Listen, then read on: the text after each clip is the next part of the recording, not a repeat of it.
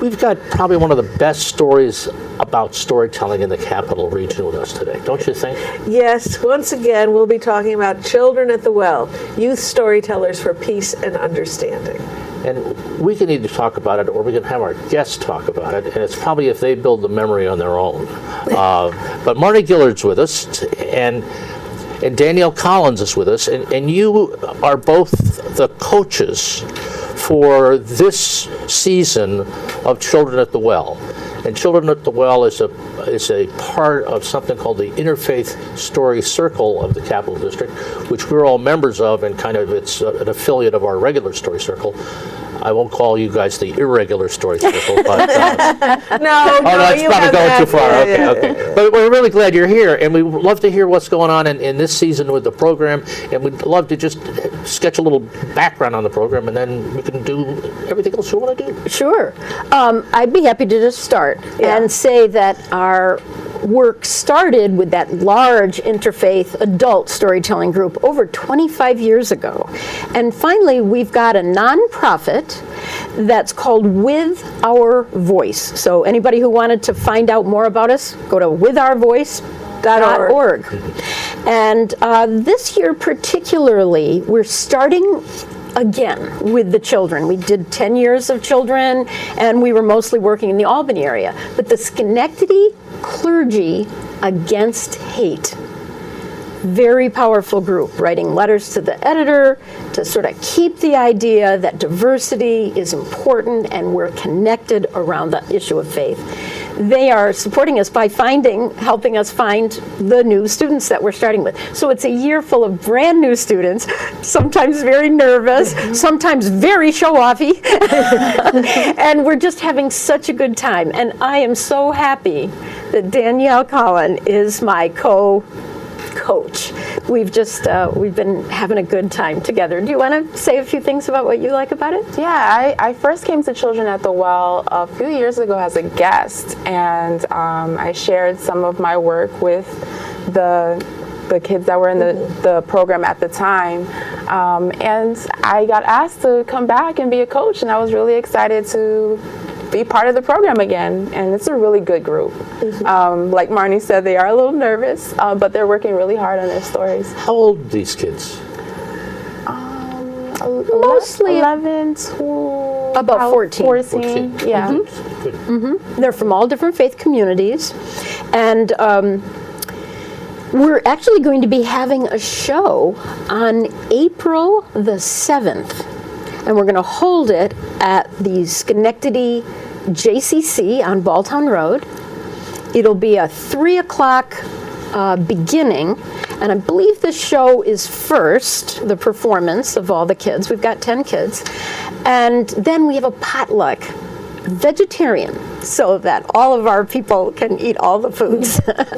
And so that'll be a lot of fun. That'll be a kind of culmination for this first group, but at the same time, probably over the year, we might be having some of them go out into the community to share stories. You know, I was listening to you. You know, I run a couple of post-service programs at my church, and I've had in the years past. I've had a couple of the kids tell at that, and they still talk about it. So we'll talk about that. And if you have a community gathering in your faith community that you'd like to spice up a bit, I'm sure Marnie or Danielle would be happy to host a couple of kids to provide a program, because it's a high energy group. It's a high energy group, and these young people come from a faith background, but they often come from a little different cultural background. Absolutely. Yeah. So, how do you recruit kids to the program? How do they find their way to you? Well, that's what we did this year, was asked this group of clergy people, men and women, from the different faith communities all around Schenectady, find us a kid, find us a couple of kids. And that helped. Early on, way back at the beginning, over 10 years ago, we had a really nice structure for gathering educators from all over the Capital District. And they were the ones that helped us find students, high school teachers, things like that. And we even did some workshops with those teachers. This year, kind of starting up again from scratch, the clergy pretty much were the people that helped us find, announce that this is going to be happening. We meet at the Muslim Association. ICC. Islamic Center of the Capital District, ICCD in Latham. Yes, that's where we meet on the Sunday afternoon. So they've said it's pretty much the most kids, but we've got Jewish kids and Christian kids. Oh, great. I will say that one of the things we're very proud of, that in these last couple of years, and when you were saying you could contact us, the person really to contact is Paula Weiss, who is the editor of this amazing collection of articles, guides to how would you start your own kind of interfaith storytelling group or intercultural storytelling group, and we're promoting it. It's on Amazon. Anybody can purchase it, called Our Stories Connect, creating youth storytelling programs to raise confident, compassionate, and capable leaders. So we're looking for how faith has a lot to do with what's happening in our world. And how do you learn leadership through storytelling? Yeah. So it's not what people might think of religions around the world 101. You're not. You're not exchanging. We are exchanging stories. Right. But we're not saying, I believe this, oh, well, I believe this, or this is the way we think. It's not so much that. There are wonderful adult interfaith groups in the Capital District also, where people can do that at an adult level. But we're really about story sharing. I had a wonderful experience this week where a young woman said, oh, look, my Christian story is echoed in this Hasidic Jewish story. It was great. It was great, yeah. So, Danielle, you are a poet. Yes. But a performing poet. I mean, I don't know the right lingo. I primarily say I am a poet. I believe that all poetry is meant to be heard, so it comes with the performance part, or to be read, or performed if you memorize it that way. And I do other things with poetry. I'm also a visual artist, so sometimes I think about an image and then I write a poem, or the other way around. I'll have a poem and then create the image. So there's different ways to navigate through how you write poetry, how you share poetry out in the world, and just how you bring it alive for people. I think sometimes poetry is one of those things where you've read it in school, and then what's these are? I think I know the houses. Yeah, but there's so many different possibilities. And so, you've taken that background. How have you applied that to Children at the Well?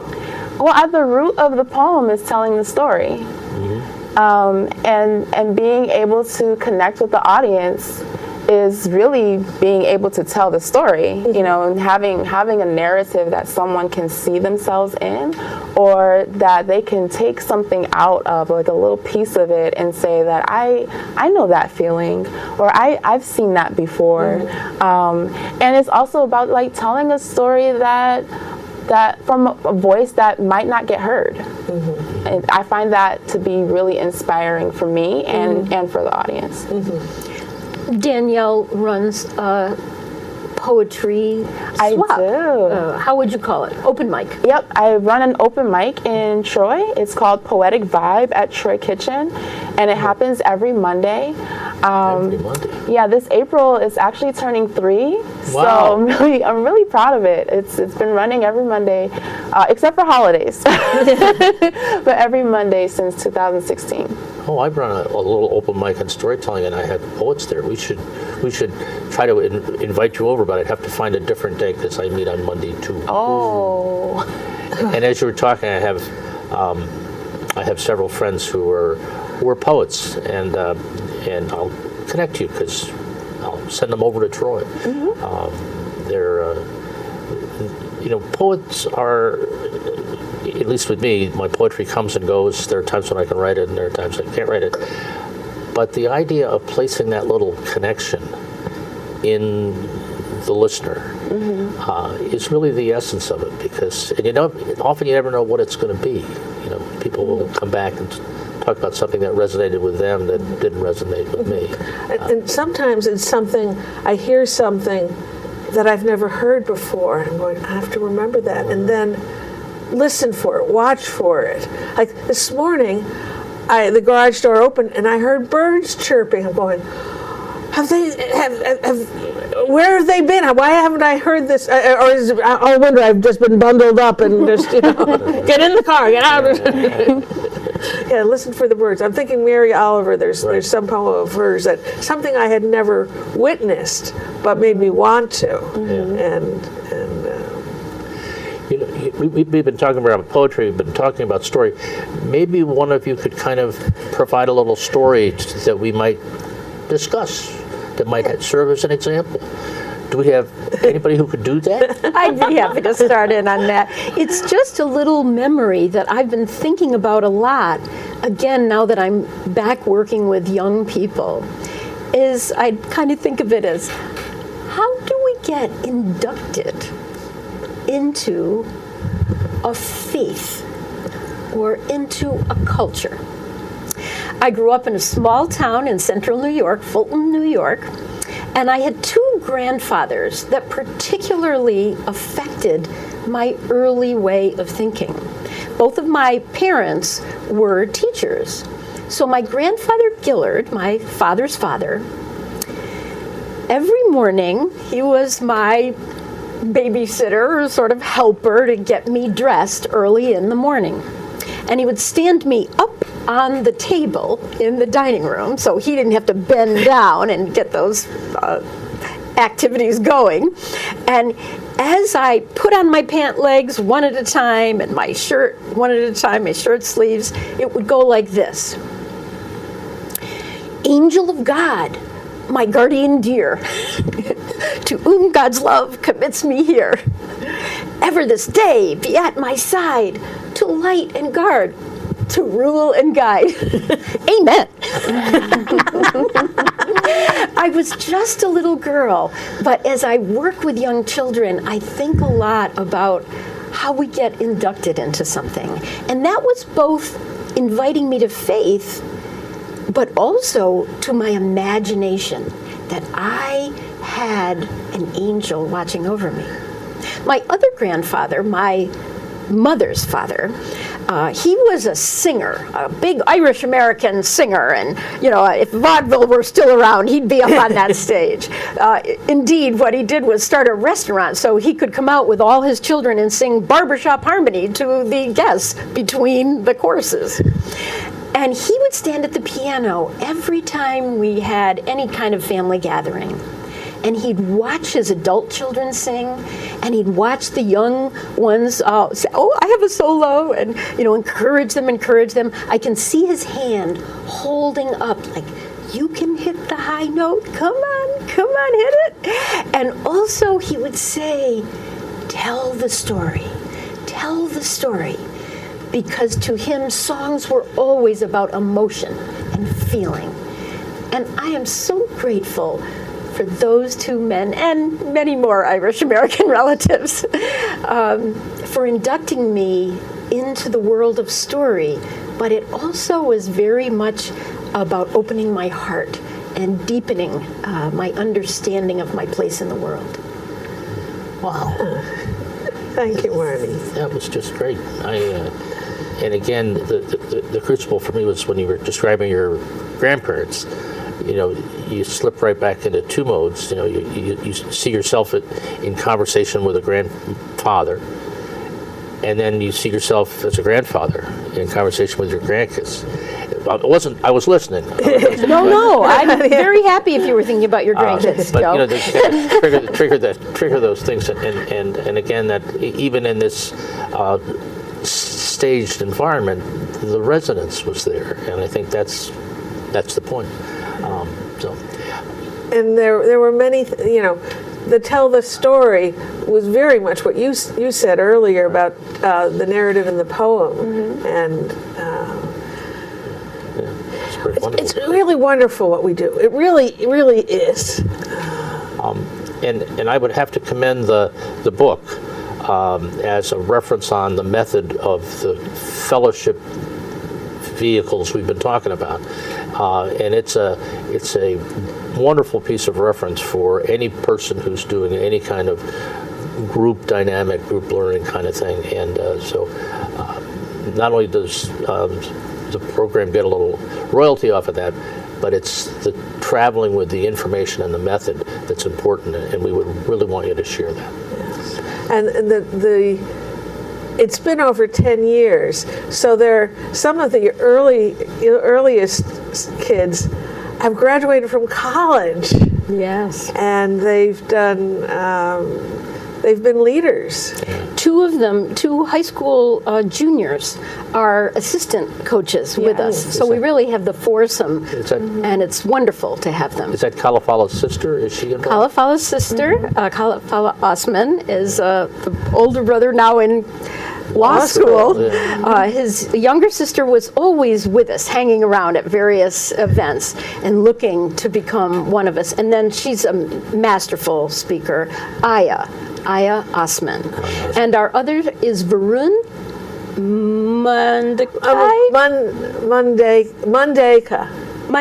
Thank you. Mandeka. I'm sorry. Yes. Varun. Yes. Varun and Aya. They're our right-hand gang. Yeah. Yes. And Varun and Aditya's younger brother, Atharva, have been telling with Story Circle at Proctor's in our wordplay series. That's right. That they joined Story Circle of the Capital District, not to be confused with Interfaith Story Circle, and so they volunteered to tell stories at 2 or 3 of our programs. I don't think they're telling at our last program on April 7th, but they've been, and they come up. We have a crowd of 30 people. Well, and they're quite at ease. That it's wonderful to see. And they're not going and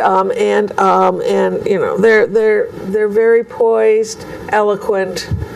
They're wonderful storytellers. Varun is a very practiced storyteller, and he's been a wonderful addition to truly showing the kids how a story develops, how he started it, and then he knew he needed more detail, and he'd tell to his family, and he'd tell to friends, and people would help him think about, oh, I really like that, I like that. Can you tell me more about that? Right. And he's really doing a nice job with kids. Yes. Yeah. As is Aya. She's got a lovely way about her that is so encouraging. So the two of them have been a great help. Yeah. Well, what is this name of the story? Michael Parent. I took a workshop with him, and he said, anybody can be your story coach if you give them these instructions. Listen carefully, and then at the end, tell me what you want to hear more of and what you want to hear less of. And those are very valuable. That's right on wisdom, I think. There you go. I mean, there are many other, but those two will have you progress with the development of your story. And what you said was very similar. I'm sitting here, and I have, over the years that I've been kind of involved, I haven't been a coach or anything like this, but I've come to know some of these young storytellers. And remarkably, we've stayed in touch. Morning had me take Kalafala Osman, this tall, talented Sudanese Muslim. I drove him to the Sharing the Fire conference, and it was the ultimate road trip.